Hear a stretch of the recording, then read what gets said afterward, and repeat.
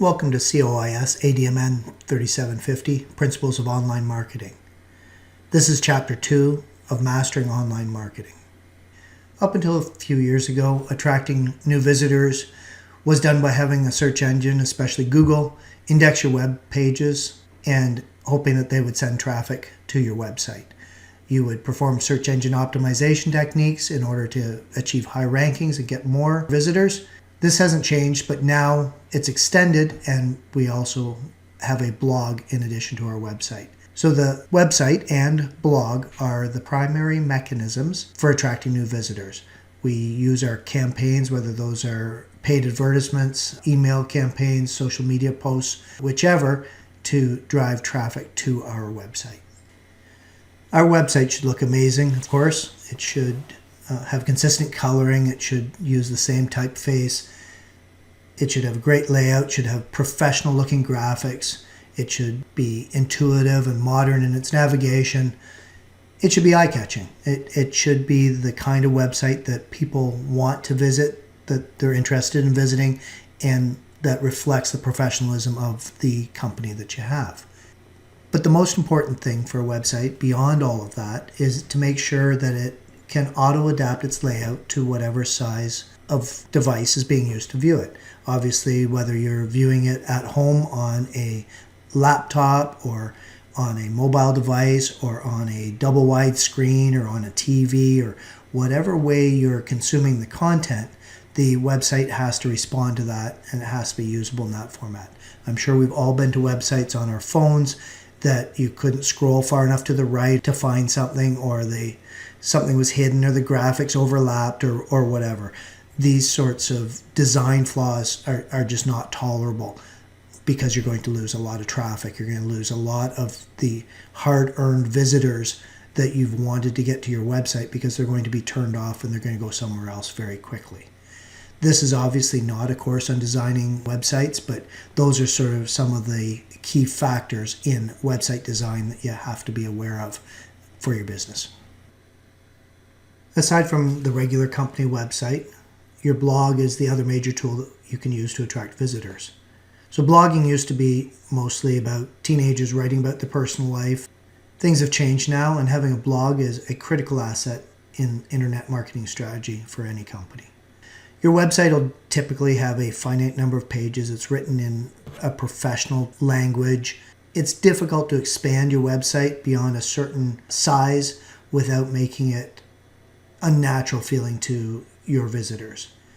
It also becomes very difficult to add informal content and informal language that may engage better with your visitors, with your audience, on a more personal level. That's very difficult in the formal environment that your website is.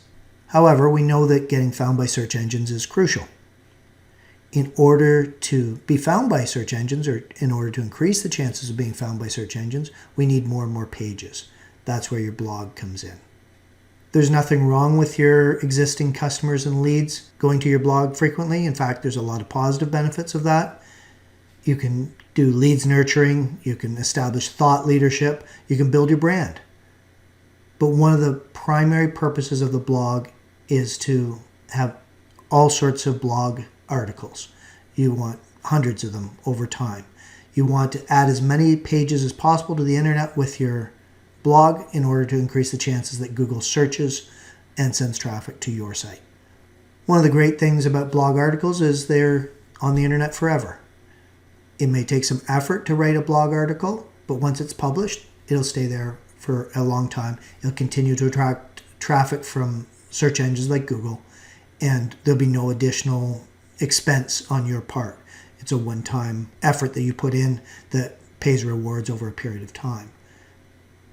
So the marketing value of your blog doesn't stop when your advertising budget is done.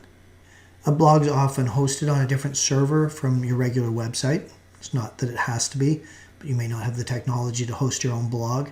If it's not hosted on your company website, you want to host it using a subdomain like blog.mycompany.com, assuming that your site is mycompany.com. This will mean that your blog uses your domain name, which is really, really important for search engine traffic. If you're using something like mycompany.somebloghosting.com, all that traffic that you're generating through your blog is actually helping their domain, not your domain. Your blog should cover topics from your industry or pain points of your readers, but it shouldn't directly promote or sell your products or your company. That should be a side effect. When writing blog articles, there's a few things to keep in mind. A catchy title is key, and it needs to have search keywords that you're going to target traffic from. It needs to be at least 750 to 1,000 words of text, and the text has to contain the targeted search keywords a couple of times. But you can't overdo that because it'll become very forced and awkward. A few times for the search keywords to be in the text is adequate. You want at least a photo or a graphic, at least one, to spice up your article. You want it to be personal, warm, friendly, not formal and stiff. You want that sort of a writing style. You also want to, at the end of the day, be genuinely helpful, be informative, provide educational content without having a strong product promotion. As an alternative, you can share your thoughts on something that relates to your industry. So let's delve into those points. The first one is the title. It's absolutely everything for both search engines and for human readers. The common statement is that you should spend half the time writing your blog article and the other half coming up with a great title. Make sure the title contains the search keywords that you want to optimize the blog post for and make it attractive for human readers as well. For some reason, numbered lists seem to generate more clicks, as do words in square brackets. Some examples are 7 best ways to travel Europe, become a gardener in 15 steps, learn more about slow cooking, square bracket ebook, interview with Tim Cook, square bracket of Apple fame. As a blogger, you're supposed to be writing many articles and you're supposed to be writing frequently. It's obviously easy to run out of ideas for new blog posts. So if you search for blog title generator, that will help you generate ideas for blog articles. You want Google to find your article and say that article is backpacking Vietnam. Those keywords need to be in the title and they need to be in the article a couple times. However, don't add them too many times in the article. This is known as keyword stuffing. This will actually cause search engines to reduce your ranking in a penalty.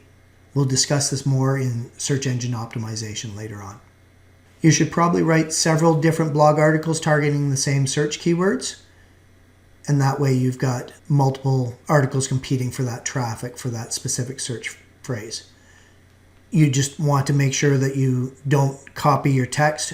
You want to modify the title. You want to change the body text enough to make it look like a different post, even though you're going to cover almost the same topic.